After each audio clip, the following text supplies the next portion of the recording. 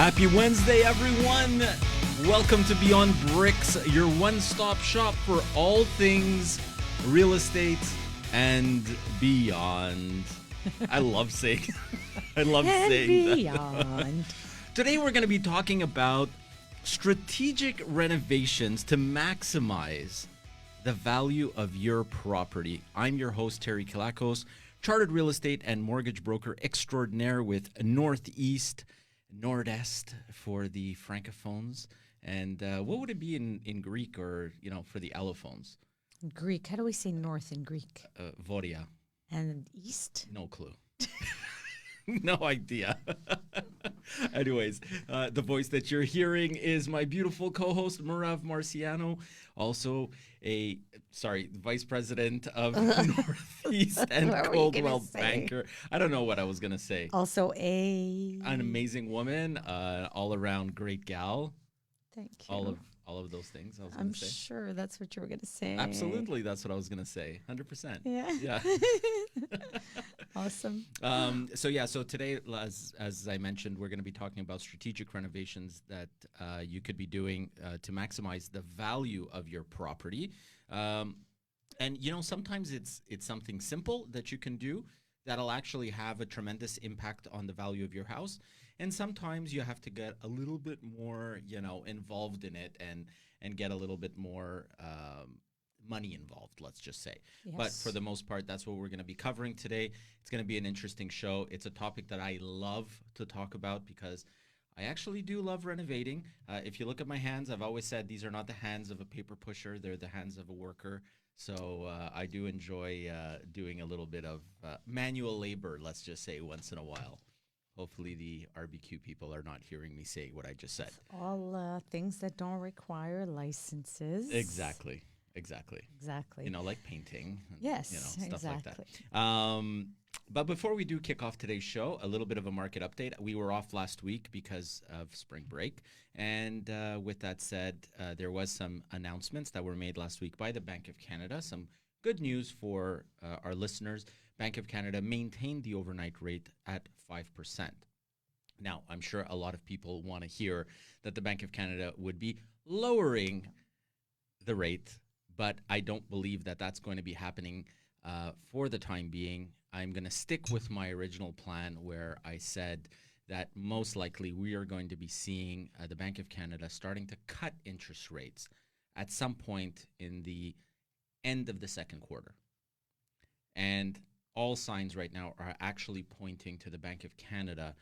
I'm not going to say that they're going to be aggressive in the cutting, but there is a lot of things happening. And I was privy to a communication that went out by the Conservative Party yesterday to an investigative committee to investigate the fact that apparently mortgage delinquencies are up.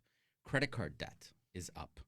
There is a lot of elements that are at play right here, and there is a lot of worry within Canada, within the government, that basically, we are headed for a very bad place. And with that said, that communication did go out yesterday. So I believe that probably in the next little while, we are going to start seeing the Bank of Canada again cutting interest rates.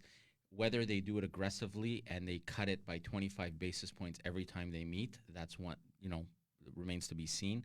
More likely, what we'll probably see is a 25 basis points cut at some point in the summer, and then we'll see another 25 basis cut happen closer toward the end of the year. I think there'll probably be one or two by the end of the year.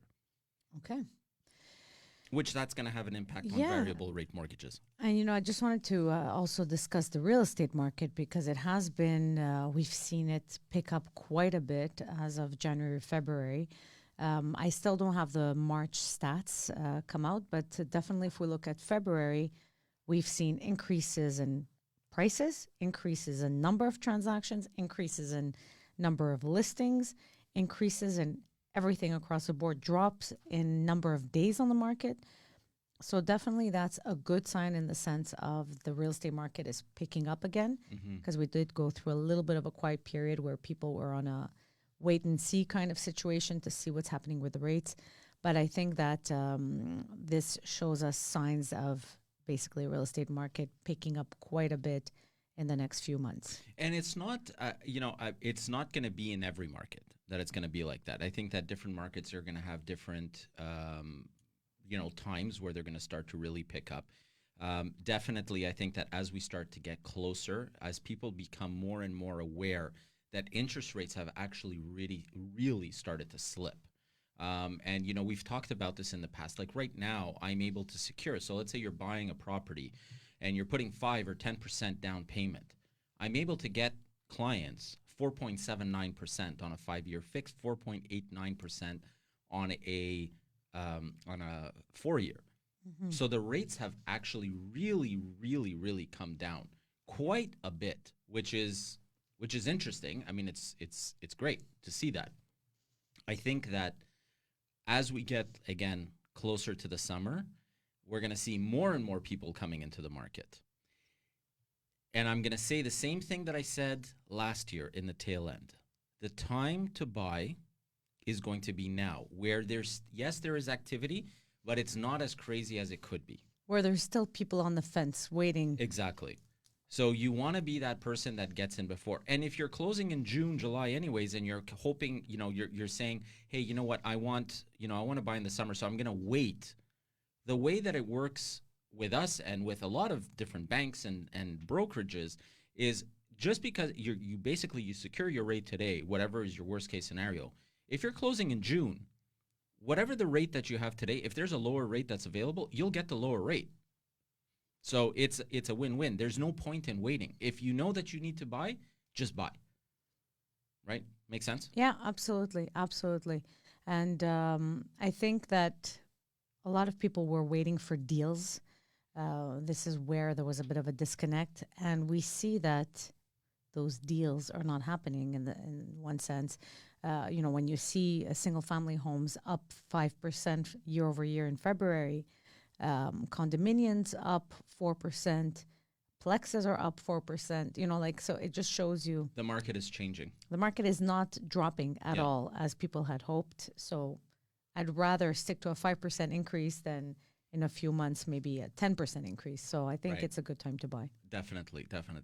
So all right, let's kick off today's show about renovations again, which is something that we love to talk about. Yeah. And I'm not sure when the last time we did a show like this was. I think it's been a little bit of a while, but it's good to remind people the difference between renovations that will support the value of your house and renovations that will actually increase the value of your house, right? Or decrease. or decrease. Yes, we have seen that. We have seen that. I've seen people decide that they want to sell their property, and before selling their property, they go in, and I'm not going to mention any names, but I have seen people where, when they decide that they want to sell the property, they say, well, you know what, now's the time for us to do renovations. In my perspective, that's not the time to do renovations. I think that renovations, number one, are a very personal taste, right? It's something that you like. It's not necessarily something that everybody likes. So if you have an idea of, how you want your bathroom to be or how you want your kitchen to be, you might as well do it. Live with the house with the renovations that you like. Yeah. Enjoy your renovations. Yeah. And then if you sell it down the line, well, at least it has been renovated. But you're not running the risk of renovating a property to the point where the people that are going to be acquiring it are going to say, well, we got to tear out this whole thing, right? This kitchen is not nice. We're tearing it out, and you just built it. Exactly. Yeah. So, and I want to give the example of our home, right? Yep. So our home, when we acquired it in 2016, the original build was in 2002, and the kitchen that was in that house was a white melamine, type of kitchen. It was very nice. That was the original, and I only know that was the original kitchen because the previous owners took all the cabinets and they left them in the basement. But they decided to renovate the kitchen, and luckily they renovated it to our taste. Okay, so before they sold, they said, we're going to renovate, and they put these nice, wooden cabinets in and, solid wood and nice granite countertops and, nice backsplashes and nice appliances and all that stuff. And when we walked in, we were like, this is wonderful. This is great. So it actually worked for us. But what happened when our friend came over? Yep. Right? So our friend comes over a couple of weeks or, 2-3 weeks after we bought the house. And what was the first thing that she said? She's like, oh, you guys are changing the kitchen, right? Yeah, because I would tear out all of this and put it all in white. Put it all in white. And I'm like, you mean these cabinets that are down here in the basement? This is what just came out. So different people will have different tastes. So you can't make everyone happy, unfortunately. And it's one thing to say, I'm going to give the house a good paint job before putting it on the market, or I'm going to remove these old carpets, or I'm going to put in some new light fixtures or light bulbs to modernize the house, whatever it is. But to do major renovations before selling, I don't agree with that. I don't agree with it either. I think that it's, you sell your house as is, and that's it. It's short of, again, now talking about renovations that increase the value versus support the value. Okay, so what's the fundamental difference between the two? So what are renovations that are going to actually increase the value of the house? So typically, bathrooms will increase the value of the house. Mm-hmm. Kitchens will increase the value of the house. Good paint jobs, updating electrical. So what I mean by that is, this is a really inexpensive fix, but it actually goes a long way. So if you think about, the older type of houses where they have, those round plugs, you know what I'm talking about? Dimmers? No. Well, yeah. I mean, let's look at, you can look at the dimmers where you have the round. I'm talking about the plugs themselves. The happy face. Well, they all look like happy faces. But yeah, you know what I'm talking about, where it's like the old school ones, right? And I forget what they're called. But those old school type of plugs, when you see them, and some of them have like, coats of paint on them and they're, yellow and dingy. Doing something as simple as going around the house, changing your changing your plugs and your light switches to something that's a little bit more modern, and you don't have to go crazy. I mean, they're still going to cost you like maybe $1.50 each plug and each light switch, but now you've updated, so you don't have that little toggle switch anymore. Yeah, so you're talking about those two round plugs. I call them the happy faces. With a little happy face, yeah. Instead of that, you buy that rectangular plaque. Exactly. It looks more modern. Exactly. So by doing that, now what you've basically done is you've updated these little things. And the eyes catch that. A lot of people are going to say, Terry, that's silly. That's just a plug. Your eyes catch that. When there's, new moldings, your eyes catch that. There's modern plugs, your eyes catch that. And sometimes you don't even realize, by the way, why you like or dislike something. Yeah. You don't realize it. Only once you've gone into it and you understand I'll give you an example of one of the units that I had for rent one time. I went in and what I had done is I had gotten, so this was the condo, I should say, the unit that I lived in, which eventually when I moved out of this unit in my building, I ended up renting it out. And I wanted a little bit of style in my plugs and my light switches. So what I did is I got dark brown, almost black light switches and plugs, and I had put stainless steel wall plates on it, which was very nice. It was, the look of the day, and it still is to today. I mean, there's a lot of people that have that kind of look, but I loved it. Okay, I thought it was very sharp and it looked really good. It didn't cost me very much to do. Maybe it was like about $1.50 per plug. Even the stainless steel plates were not very expensive. By doing that, it basically changed the entire look of the whole apartment because it gave it that little bit of a modern feel and that little modern touch. Mm-hmm. And when I had tenants walking in, I had numerous tenants, or potential tenants, I should say, which actually made a comment about it. So they were walked in and they were like, wow, this place has been really renovated. I didn't renovate it. I basically did those plugs. I changed those plates. You also had changed the light fixtures. I had changed the light fixtures. A couple of little things. Nothing crazy. Gave it a good paint job. Yeah, modern like, wow, thermostats, modern things thermostats, like that. Exactly. Yeah. And all of a sudden they're like, wow, this place is really renovated.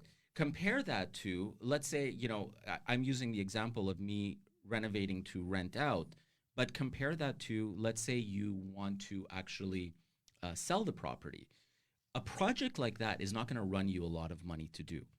Okay, doing these little changes, but it'll increase the value without the people even realizing why the value has actually increased. Yeah. So little things like that will actually increase the value of your home. Again, renovations in the kitchen, renovations in the bathroom, stuff like that will typically increase the value of your home unless you do something in the kitchen that's completely out to lunch. Exactly. You know, and we have seen some, and it's not specific colors or anything like that, just specific designs that don't appeal to the masses. So if you're going to do a red kitchen, you have to know that not everybody's going to like a red kitchen. It's beautiful. We've seen a beautiful red kitchen. One of our listings had a red kitchen. But you have to remember, maybe not everybody's going to like a red kitchen. So exactly. Again, it's not about whether it's nice or not. It's about whether it's going to sell or not. That's right. So I agree. So now let's talk about stuff that supports the value of the home, right? So what are things that are going to support the value? Roofs, foundations. So if your house was going to sell for, let's say, $700,000, and you have an original roof on it, which has a lifespan maybe left of 1 year or 2 years, whoever is the potential buyer of your house is going to look at that and they're going to say, this property is very nice, but I'm going to have to change the roof in a couple of years, which means now I'm going to have to decrease the purchase price of what I'm offering because I need to compensate myself. I'm going to need that extra $20,000 or whatever it is. Whatever the cost is going to be. Exactly. So these are important elements to remember. If you're planning on selling your house and your roof needs to be done, it is a good idea to do it just to make sure that it's supporting that value of that home. You don't want to find yourself in a situation where all of a sudden you want to sell that property and you're getting lowball offers or no offers because people are afraid to get into the renovations. And it happens, by the way. You're going to limit the pool of potential buyers when, there's stuff like that needs to be done. If you have cracks in the foundation, usually homeowners tend to know about them. If they're leaking, for sure they know about them. But even if you notice something, a little fissure somewhere, it's always a good idea to get someone to come in and give a report on it. And then you can do an analysis and say, okay, well, it's going to cost me $1,500, $2,000 to repair this crack. You're better off doing it, taking care of that crack, because the people that are going to come in, they're going to say, oh, there was a crack. It's been fixed. No problem. It's all good. As opposed to you not fixing that, and now all of a sudden either they're going to lowball you, or worse, depending on the severity of the crack in the foundations, the bank that person is going to may not even want to finance that property. Yeah, I've seen that. And I have seen that countless times. Yeah, right? Absolutely. The other one that I find big is finishing your basement. So a lot of homes that if you buy them after they've been built, a lot of times new builds, they don't come with finished basements because they wait for the foundations to settle, etc. And it doesn't come with a finished basement. Definitely removes from the value, even though it doesn't count on the square footage per se, because square footage you only count above ground. All that square footage in the basement is unused space that you can have a family room, a movie room, a living room, playrooms, offices, everything. Bedrooms, exactly. Everything, yeah. So really, really, it takes away from the value of the home. And I know it's a big job, and it took us a couple of years for us to even start doing our finishing up our basement. But it made a huge change in the quality of our life, and we know that it's got a proper resale value, because there's that extra square footage that you can actually use in the house. So when we, again, going back to us buying, our home in 2016, the previous owners had built, they had finished a bathroom in the basement, which was on one side of the house, one side of the basement. And they had finished... an office. No, it was a bedroom. Oh, a bedroom. It was a bedroom that they had done.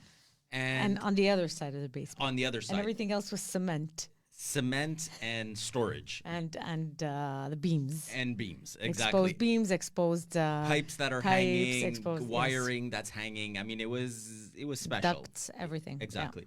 Yeah. So what did we do? We went in and we basically, over a number of months, we slowly started to actually finalize and finish up that basement. Once the basement was completed, we built in there a new family room. We built in a bar area. We built in an electrical room for the furnace and all the equipment. We built my office that's in the basement. A storage room. Closets. We added a tremendous amount of space in that home just by finishing off that basement. And the value, and I've calculated this, the value of our home is probably worth close to $300,000 more because of those renovations that we did in the basement compared to had we not done those renovations. And the thing with renovations, especially when you're going for a project that's that size, the sooner you do it, the cheaper it's going to be. Mm-hmm.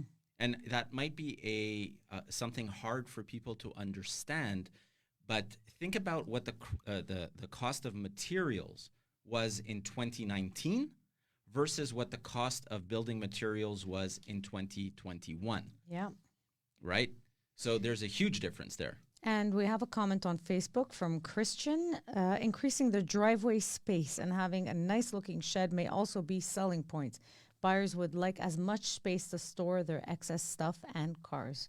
Absolutely. Yeah, absolutely. Thank you, Christian. I definitely agree that having a one-car driveway versus a two versus a three, etc., definitely makes a difference. Obviously, if you have a garage also, it helps. But increasing your driveway space helps. And definitely having a shed outside for storage, for lawnmower, and all these things that don't take up space in your garage definitely helps. Okay, I'm gonna make one more comment about our house, and then I'm gonna people know, right? My clients know that I'm always the guinea pig. Hopefully the sellers. No, they're owners. They're more francophone. They don't listen to us. Maybe they do, just to hear you talk about them. Okay, so this is actually it's a funny story, but it just goes to show. So when we bought our house, it was a 2-car garage, right? So it's a 2-car garage. Yep. But when we went in there, we look and we see there's only one garage door opener over one door. The other one doesn't have a garage door opener. It's manually opened. So that's number one. The second thing is that one garage spot was filled with crap, like everything that you can possibly imagine. Things. Crap. It was crap. Okay. It wasn't things. Okay. It was crap. Okay. How many times did I say the C word there? Anyways. Okay. So there was a lot of stuff. Okay. There. And there was their car that they would park. Now they had small cars. Yeah. So the side that had the garage door opener had a car. The side that didn't have a garage door opener, like a motor, had stuff or crap, as you call it. Yes. And what basically happened is I asked the question. I said, how come you have one garage door opener and not in one space and not in the other one? They're like, well, the other space doesn't fit a car. And I'm looking at it because there was the stairs, remember, right? Mm-hmm. And I'm looking at this and I'm going, how does that garage not fit a car? That was my first reaction. That was the first thing I thought about. But I didn't say anything. I'm not going to. So they're like, although it's a 2-car garage, it's really not. Like they were really not selling this home, right? It's really not a 2-car garage because it doesn't really fit a car. And, I'm pretty sure that they had like a Mini or something. And I'm like, they didn't have a Mini. I don't remember what they had. But I know that they had a smaller car. And I'm like, I'm looking at this and I'm going, okay, whatever you think. So when we moved into it, if you remember, what was the first thing that I bought? A garage door opener. Exactly. So motor. Before we even had moved, most people buy furniture and stuff like that. It just goes to show you what I value as important. Okay, I bought garage door openers and I changed and I installed a garage door opener on that door and I cleaned up the garage and I changed the garage door openers and whatever. Well, guess what? That spot that doesn't fit a car actually does fit our truck. Yeah, I remember. not just a car, not just any car, a truck fit there. Yeah. Right? But to them, because they were told, maybe by the builder, well, that's a smaller spot, it's for a small car or whatnot, they never even bothered to check it out. And they lived there since 2002, and we bought in 2016. Yeah, so for 14 years, they could have had a warm car instead of warm crap. Exactly. Exactly. I think we're being a little mean now, but yes. You're the one who said it. I'm just repeating it. I know. What about doors? We saw that impact with doors in certain properties that really change the look and feel of a home. Do you agree that doors, moldings, things like that definitely give it a little oomph? Can I talk about one of our properties again? Sure. Okay, so and this now I want, again, it has to do with perspectives and the way that people see things. Okay, so I'll say that. So if you remember, so we bought our place in Florida. We did major renovations in it. We changed a whole bunch of stuff, floors. We'll get into doing certain little things that we did that were on the budget, but actually had a huge impact. But one of the things that I've always said, so every time me and Marav, we watch TV, we watch a movie, we watch a show, anything we watch, and I see fancy doors, what do I always say? Fancy doors. Look at these people with fancy doors. Yeah, why can't I have fancy doors? I want fancy doors, right? That's what I've always said. I want fancy doors. Okay. 22 years. Fancy doors. Fancy doors. So when we did the renovations, everything was complete in the house and we hadn't changed the doors. We had the original doors in the apartment, which were like these hollow, cheapo Home Depot doors that, if you blow on them too hard, like you're going to get a hole in them.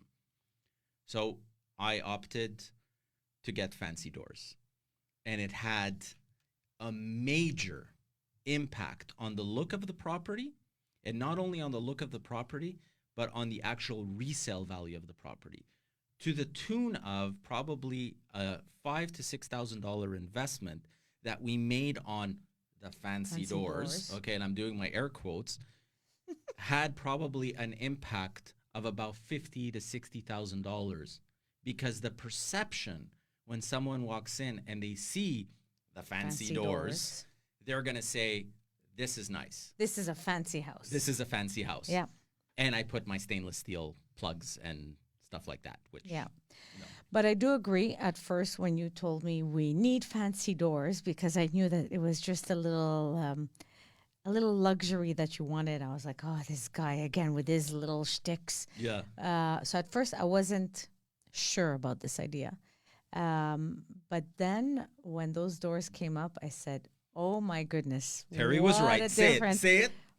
Say it. Terry was right. Terry was right. He was right. He was right. Definitely made a huge difference. And it wasn't a huge difference in price versus buying doors at Home Depot, which was the original plan. Okay, let's just buy a bunch of nice doors at Home Depot. But then, we found this fancy doors place, and we're going, wow, this is a big difference. It really adds a special touch to the house. Absolutely. And to the two, if you, I think that every single person. Okay, now you're just continuing to toot your horn. No, but I will say that I think that every single person that lives in Florida that has seen our doors has basically said, I want to know where you get these doors, including some friends of ours that came by for the holidays this year. And when they walk, that one dinner invitation cost them thousands of dollars in doors. The wife calls me and she's like, my husband just ordered like a whole bunch of doors because of you. Thanks for nothing. Thanks for nothing. So. What about curb appeal? I think that's an important one with respect to home value. Again, going back to our property, the fact that the grass was yellow, the sprinklers didn't work, things like that. Do you find that it takes away from the value if you're pulling up to the house, the railings going up to the stairs, the cement is cracked, things like that? Are those things that people should invest in, or people don't really look at that? So you always have to look at, curb appeal is very important, okay?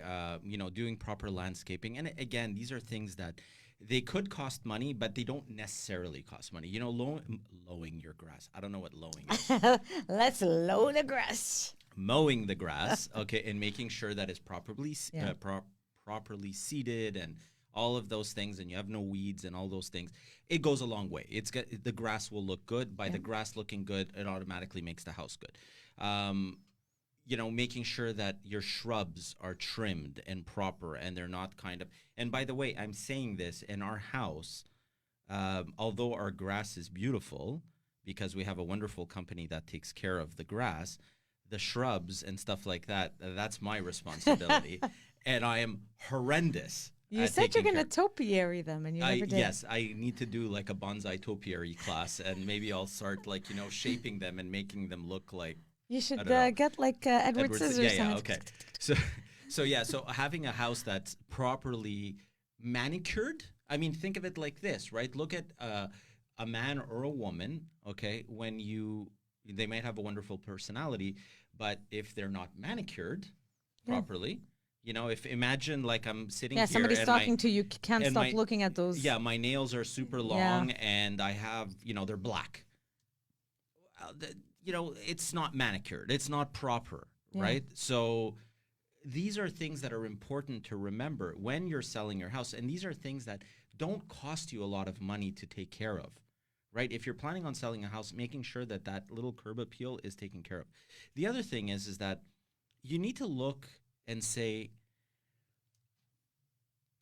something as simple as our stairs, okay, going into the house. And it's not just my stairs, and I've seen this in countless homes, okay? So when a contractor comes in and they install, they put the stairs going into the house, if you have concrete stairs, those stairs are just concrete. And most people, they're okay, whatever, it's fine, it's concrete stairs, nobody thinks twice about it, right? Well, there's stuff that you could actually do to those stairs. I mean, you could dress them up. You can put pavers. We ended up doing, we used a company called Weepoxy. Okay, so Weepoxy, great company. They basically come and they epoxy coat your garage, which we did, and they'll do your stairs as well, or the crépi that's all around the house. So they do like a nice flake pattern. And we ended up doing that to our stairs. Well, it had multiple beneficial effects on it. Number one, it increased the curb appeal of the house tremendously. Look, we had someone come to our house the other day. They were coming by to pick something up. And the first thing that he said, he was like, I love your stairs. I love these stairs. You got to give me the name of the company that did this. I want to do the same thing. So it gives that beautiful curb appeal. But the other thing that it does is it actually protects your stairs. Yeah. So it maintains the value. So they're not going to fall apart. The concrete is not going to get, water infiltration, and it's not going to start falling apart. And you could put salt on it. Because it's epoxied. It's protected from... Exactly. So you can do whatever you want. And we saw this winter, because it's dark, when the sun hits it, it warms it up, and all of the ice would melt off. And how do we clean it? With a broom. Yeah. Like I'm back to being like a kid. Like Greeks, that's what they do. Like, you have like the old yayas that are like outside and they're cleaning like with the broom. The snow is always clean with the broom. That's what I did all like this winter. That's literally, mind you, we didn't have a lot of snow, but that's what I did. And it worked really well because this product that was put on, it's like a Teflon coating over the cement, and it's not slippery. So I'm saying Teflon coating, but it's like, you know what I'm saying. Now, do you feel, I want to ask something about landscaping and things like that. Do you feel like a pool adds value or removes value, maintains value?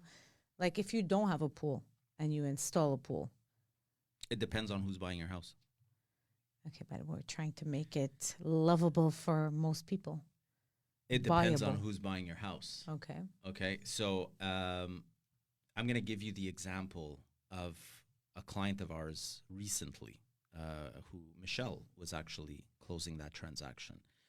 And they had bought a hot tub a couple of years ago with a gazebo that they installed in the backyard. And it was a beautiful hot tub and a beautiful gazebo, and it was great. I mean, that whole sorry, I punched I punched the microphone. That whole structure, right, that they had probably ran them anywhere between $15,000 to $20,000. Okay, including the hot tub and the electrical work and everything that went into it. And the people that were buying it, they said, we absolutely don't want that. We'll reduce the price of the house because that's there. We don't want it. Like it was, or take it out. Like it was just one of these things that they were adamantly. They had different plans for their backyard. Yeah. And it was only after Michelle actually had a proper conversation with him and said, this is a, $15,000 upgrade to this house. You're telling the owners that you want them to remove it. And when they actually thought about it, at that point, they said, okay, you know what, maybe we'll leave it in. And they ended up leaving it in. Yeah, and if they want to sell it in the long run, they could. They could, and they can get probably more than what they wanted to reduce the price of the house for. Okay, so for me, if I was to see that, I'd be like all over it because I love hot tubs. I love that whole thing. We've even seen some clients fill in the pool. Well, that's what I was going to say. And we've had a case where a client that was buying a house said, I absolutely don't want a pool. I have young kids. I don't trust. I think that they're going to drown and die. Literally. Yeah. This is what the client said. Which is their right to feel that way. Yeah. I would maybe give my kids swimming lessons. Okay, listen, maybe they had a traumatic experience in the family 100%. Or anything like that. You don't know. And they said, we'll buy this house if you remove the pool and fill it in. Yeah. And that's what he did.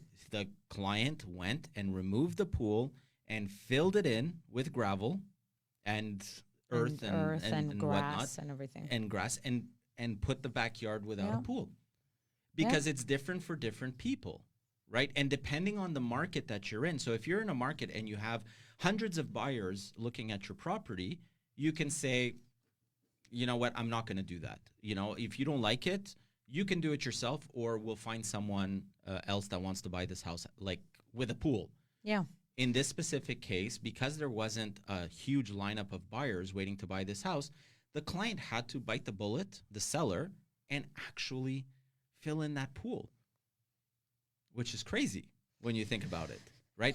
So a pool, typically, if it's an above ground pool, it's not going to do anything for the value of your house unless you've done some tremendous work. And, I'm not sure if Peter's listening to the show, but, Peter is a great example where he's put an above ground pool in his backyard. He's built a beautiful deck around it that extends off of the house. And it's stunning, the work that he's done. I love his backyard. That adds value. Mm-hmm. If you just take, a pool, an above ground pool, and you slap it in the backyard, that's not going to do anything for the value of the house. It might actually reduce the value of the house because people are going to be like, well, I don't want this thing here. Get it out of here. Okay. Compared to if you have a nice backyard with a nice pool, yes, that will increase the value of the property. I also wanted to talk about something related to energy efficiency, because I've seen there's a trend now where if the home is energy efficient, if you've removed your oil tank and put, electric heating, things like that, it definitely increases the value of the home. Because if you went from a $150 a month hydro bill to a $100 a month hydro bill because you changed your heating system, definitely it's something that's attractive to people. If your windows are properly insulated, your doors are properly insulated, you have the right heating system, the right air exchanger, etc. All of these things are important, and we do see a big trend in that. And you get also discounts from hydro if you have LED lightings and things like that. Yeah, smart thermostats, all those things will definitely go towards the energy efficiency of the house, which ultimately will translate into potential increases in the value of that property. Having those old school thermostats, those big round ones there, which I don't think too many people have, although I have seen a few places with them, those old school thermostats. Definitely. Having something like that versus having something that's a little bit more up to date where you can access remotely, it's a different ballgame. It's a different conversation. Mm-hmm. We are really, we've been talking a lot, and we're kind of pushing up against the... Not we. I've been talking a lot. But I do want to just touch on one thing that I brought up a little bit earlier, and it has to do with kitchen remodels. Yep. So we know that kitchen remodels will actually increase the value of a property.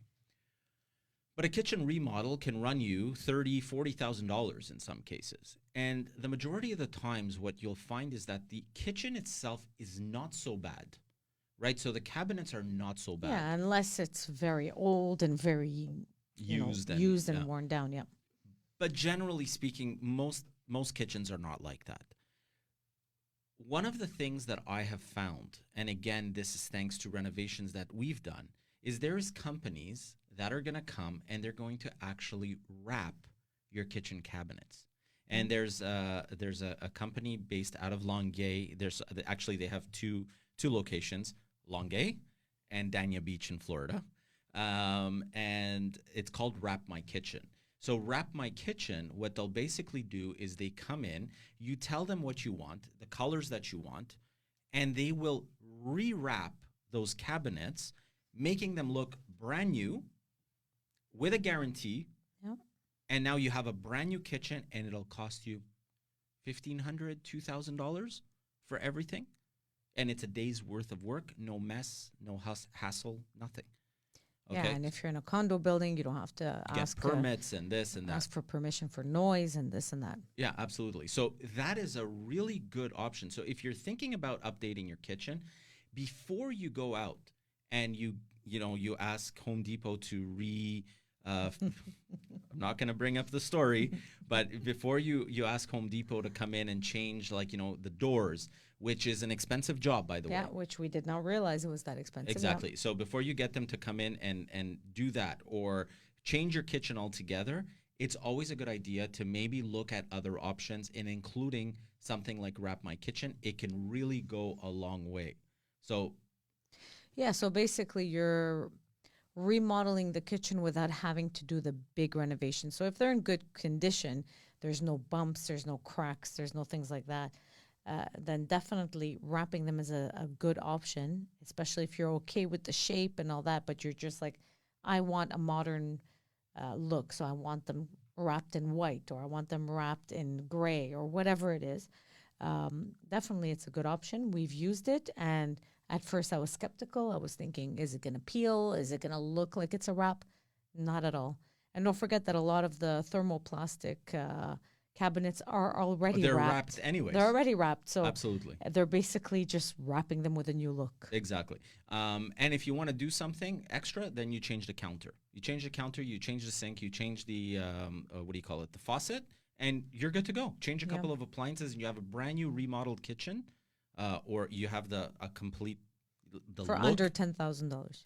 I would even say under $5,000 in some cases. Well, if you're changing appliances and all that, maybe not, but sure, yeah. So, but it'll revolutionize your kitchen. It'll change the complete look of it. That's true. And it'll increase the value of the home tremendously without you actually having to break the bank. Yeah, speaking of breaking the bank. How do we finance these things? No, I do want one more thing that help a lot is tearing down walls that can actually expand and give you more open space. But yes, your question is good.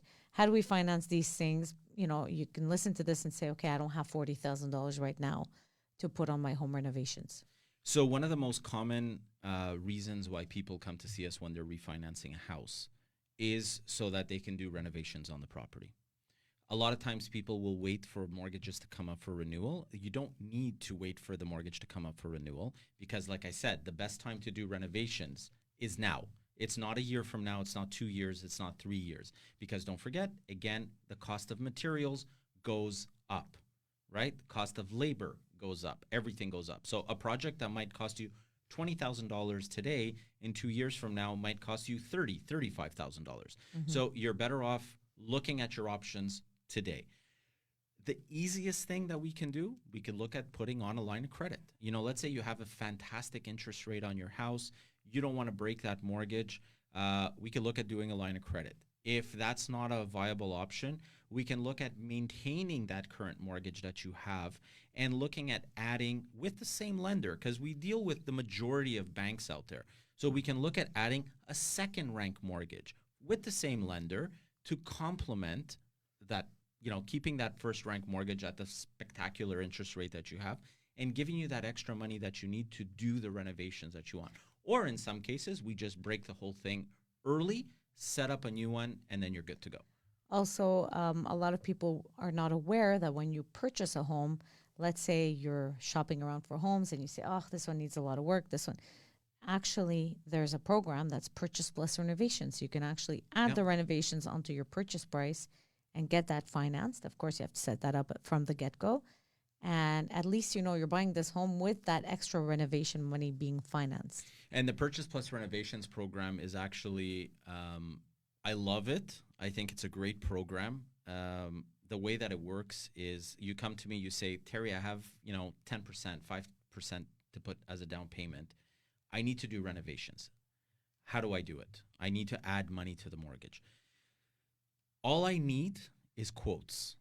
That's it. So what you need to do is you say to me, okay, I need to paint the house. I need to paint, I don't know, do the kitchen, do the bathroom. You give me a list of things. I need to change the electrical panel. So you give me get an official quote from a contractor. Yeah, you give me an official quote. Once I have that quote, so let's say that quote is $25,000. If your purchase price is, let's say, I'm going to keep my math simple here, okay, because my brain sleeps sometimes. So let's say you're buying the property for $500,000, and your renovations that you need to do on it. So the minimum down payment on a purchase of $500,000 is 5%, which means that you need to put down $25,000 as a down payment. When we do a purchase plus renovations, the purchase price, although as far as the vendor goes, remains at $500,000. What the bank does on the back end, they will increase the value of the house. So they take that quote that you gave them, that $25,000, and they send it to the insurer. So Sagen, for example, and they will basically say, okay, the value of the house now is not 500, it's 525. Now your new down payment is based not on 500,000, it's actually based on 525. So the down payment goes to 27,500 from 25, because it's, don't forget, 5% on the first chunk of 500,000, 10% on anything above that. So because it goes to 525, now you have to put an extra $2,500 down payment, so 27,500. And that money, that $25,000, goes to the notary's trust account, and it sits there. Once the work that you've wanted to do is complete, then the bank will send an appraiser. I forget what the cost is. It's not much, $50, $100, something like that. You pay that appraiser to just come and verify that the work has been completed. So they have a checklist. They're going to say, okay, the house needed to be painted, your electrical panel needed to be done, the kitchen needed to be done, and the bathroom needed to be done. Okay, so did you do the paint? Yes, check. Did you do the electrical panel? Check. Kitchen done, this done, da. Now you can release the money. And then the money is released to you, and then you could pay your contractor. What's interesting about that program is what they don't ask you for is what it cost you. So you had a quote from a contractor, but they're not going to ask you, and this is a little bit of a loophole, by the way, they're not going to ask you what the actual cost of the renovations was once they were completed. So for example, let's say you have a quote from a painter to paint your house for $4,000. And you submit that in your purchase plus renovations program.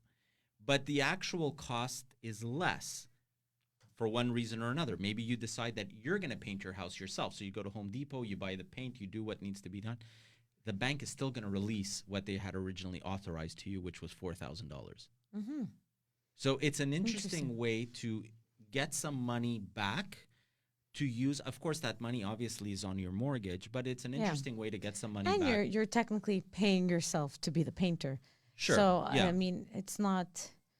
It could be seen as sly, but... It's not sly. It's a loophole. It's just how it's done, right? So it's a very interesting program. There's a lot of banks that offer it.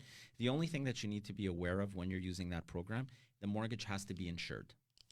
So, yes, either with Sagen or CMHC or one of those Exactly. insurers. So the mortgage does need to be insured. So even if you were to decide that you were going to put more than 20% down, the mortgage would still end up being insured.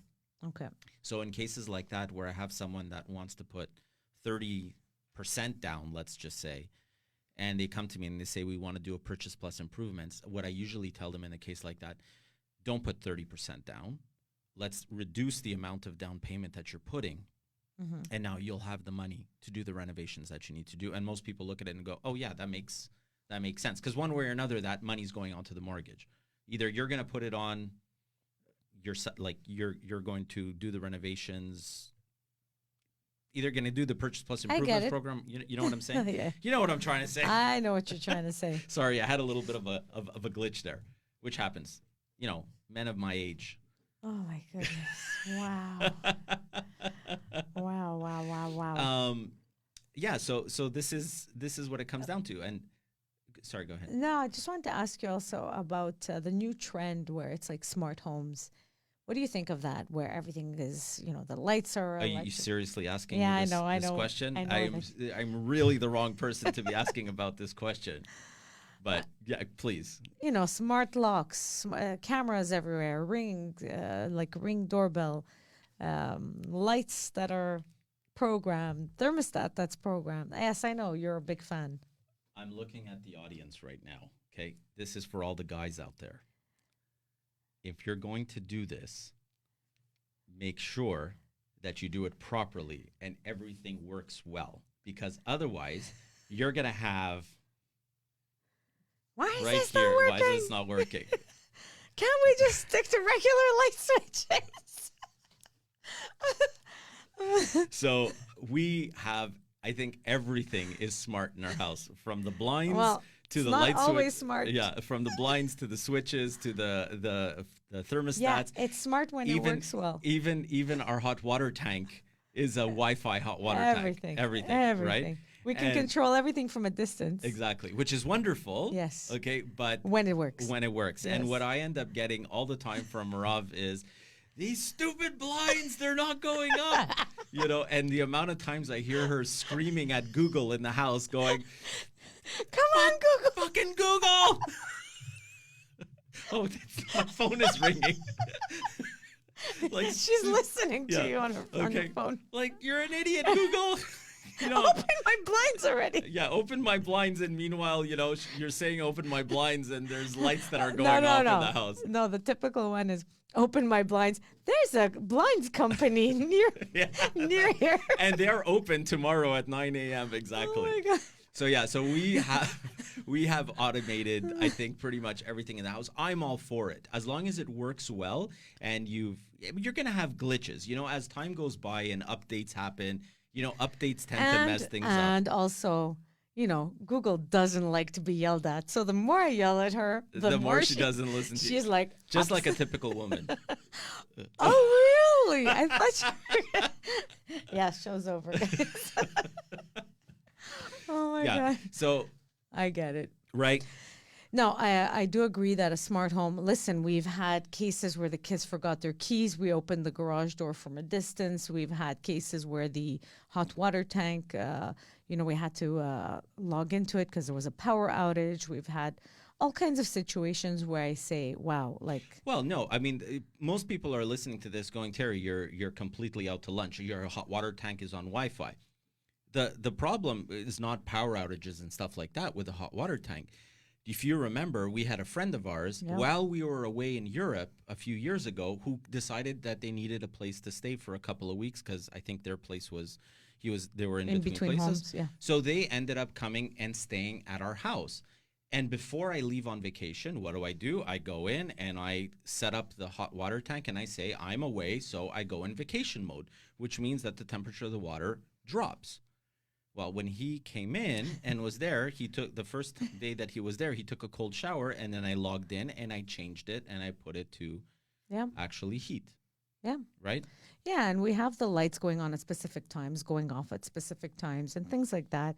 And it definitely modernizes the home. Our alarm system tells us when somebody logs in or out. Our doorbell has a camera. We have cameras around the house. So I think... you sell it with these features. You could sell it to somebody who's anti-technology and they're going to say, I don't need any of that. But the majority of people do appreciate those features. I think so. I mean, I'm all for it, right? I mean, and, we want to talk about it at a distance. If we look at our place up north, I have smart thermostats in there. I'm constantly monitoring it. We're not always there. We're there maybe once every couple of weeks. I want to make sure that the temperature is proper. I get alerts if the temperature drops below a certain, point in the house or goes up. Yeah. Yeah. Exactly. That happened one time. Which has happened, We had the property. We had friends increase the temperature to 30 degrees in the house and we got a heat warning. Yeah, exactly. But that's another story. But I think all these little things are super important. And as much as they're not counted as home renovations, they're home improvements that definitely affect. We'll go far to actually increase the value of the home. So Marav, we're out of real estate.